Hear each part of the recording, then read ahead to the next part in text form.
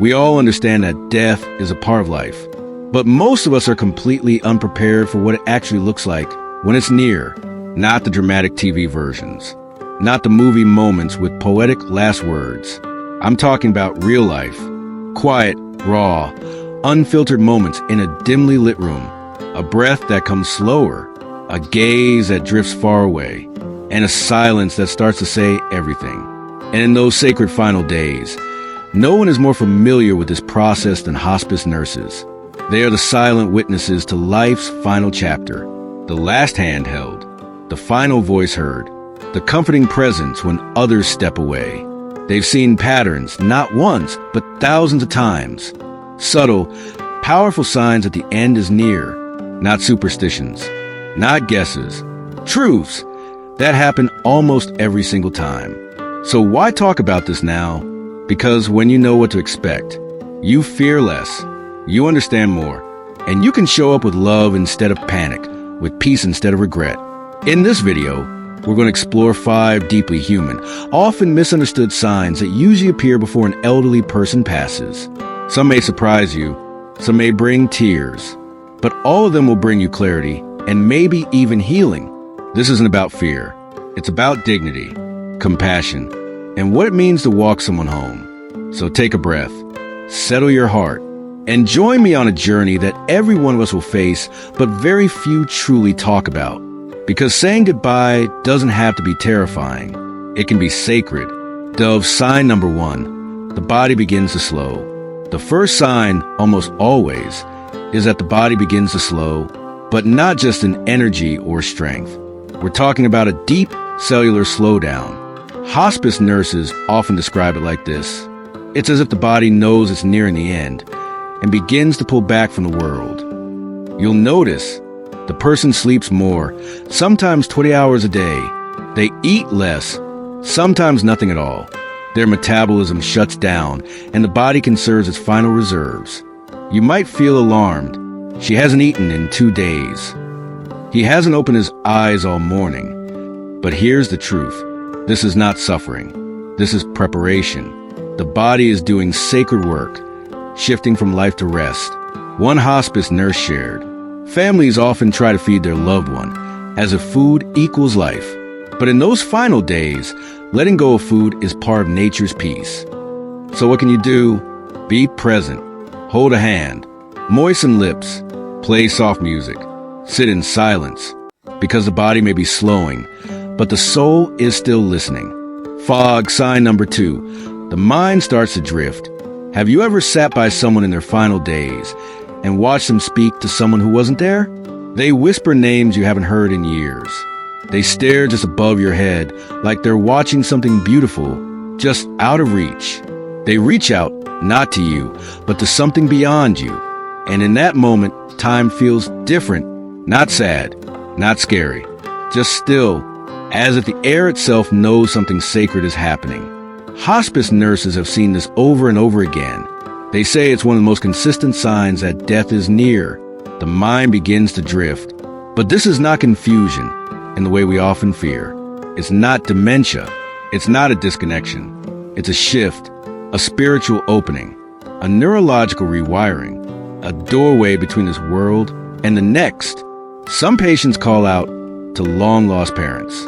Others describe seeing glowing light, gardens, birds, or childhood memories. One nurse shared, a man kept saying, "She's waiting for me at the window." His wife had passed 15 years earlier, but every morning he smiled toward the sunlight like she was standing right there. You might feel the urge to correct them, to anchor them back into what we call reality, but maybe they're already seeing a truer reality than we can comprehend. So when they look past you, don't interrupt. When they speak to someone you cannot see, don't dismiss it. Ask gently, who are you talking to? Is someone here with you? What do you see? Because in that moment, they're not lost. They're exploring. And they may not be saying goodbye. They may be saying hello to someone who's come to walk them home. This drifting, this soft unwinding of the mind, it isn't something to fear. It's something to honor. And in those quiet, in-between moments, you are not just witnessing an ending. You are standing in the presence of a threshold, Sign number 3, the hands and feet begin to change. It begins in the fingertips. The hands you once held, the hands that held you, now lie still, colder, fainter in color. And you notice something, a slight bluish shade. The warmth is slipping. The pulse, slower than before.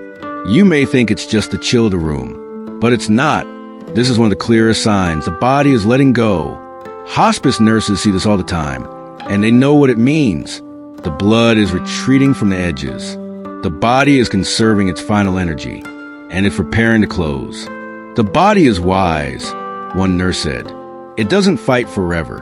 When the time is near, it begins to fold inward, protecting the heart, the brain, the breath.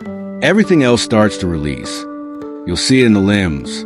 The skin becomes pale, mottled, like gentle marbling beneath the surface. The feet cool first, then the legs, then the hands. Sometimes the person shivers, even with blankets wrapped around them, and yet they are not in pain. This process is not violent. It's quiet, gradual, sacred. The body is simply closing its windows to the outside world and turning its attention inward for the final journey. So what can you do? Don't panic. Don't try to warm them up. Just be there. Hold those hands gently. Massage lotion into the skin. Speak softly, even if they no longer respond. Whisper love. Whisper memories. Whisper thanks. Because in those fading fingers and quiet feet, you are touching someone who is still here, but also already reaching towards something far beyond. And your presence, your stillness, matters more than any cure. The skin cools. The breath slows. The room quiets. But in the silence, there is still deep connection. And in those hands you once knew so well, you are holding a soul that's preparing to be free. Wind phase sign number 4. Breathing patterns begin to shift. If you listen closely in the final days, you'll notice the breath, not just hear it, but feel it. The rhythm changes. Inhale, pause, exhale, pause, then a longer pause, until you wonder, was that the last one? Hospice nurses call this a death rattle, or Shane Stokes breathing. It sounds unsettling, irregular, even labored. But here's the truth they wish more people knew. It doesn't mean they're suffering. It means the body is slowly letting go. One nurse described it like this. It's like a tide going out, a slow retreat of waves. The breath no longer fights to stay. It starts to drift away. The lungs aren't sick. They're just tired.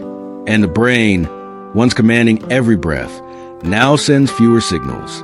There may be long pauses between breaths. Shallow, whisper-like inhales. Gurgling sounds from the throat or chest. This is all part of the transition. And while it may seem distressing to watch, it's important to understand. This is not panic. This is peace. This is the body turning inward, softening, surrendering.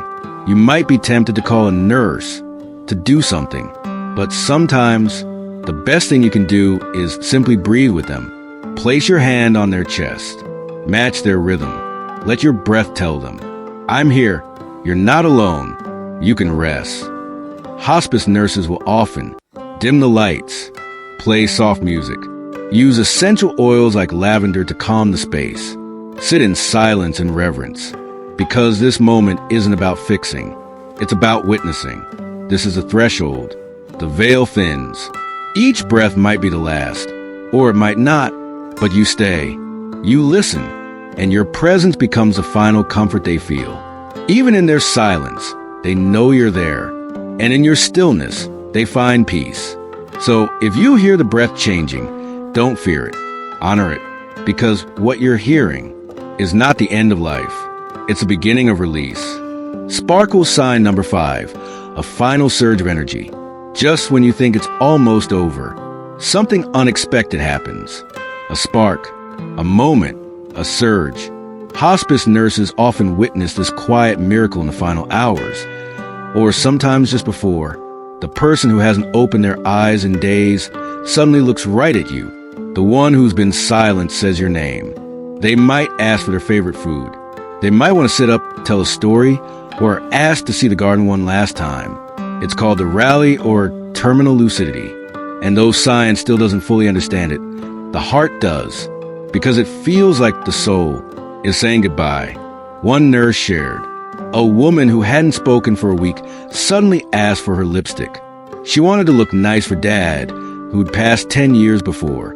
The next morning, she was gone. Another told a man who, out of nowhere, asked to hear his wedding song. He hummed along. He smiled.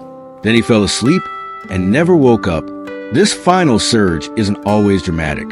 Sometimes it's a glance, a single word, a deep breath followed by the softest smile. But here's what matters most. It's not false hope. It's not a recovery. It's a gift, a final gift from the dying to the living. It's their way of saying, thank you. I see you. I remember. It's okay to let go now. For families, it can be bittersweet, because just when the heart feels full, it breaks. But remember this, they use their last strength to reach for you, to give you closure, to leave you with something warm, to carry into the silence that follows. So, if your loved one suddenly lights up, don't rush to call the doctor. Don't try to make sense of it. Just be there. Laugh if they laugh. Cry if you must.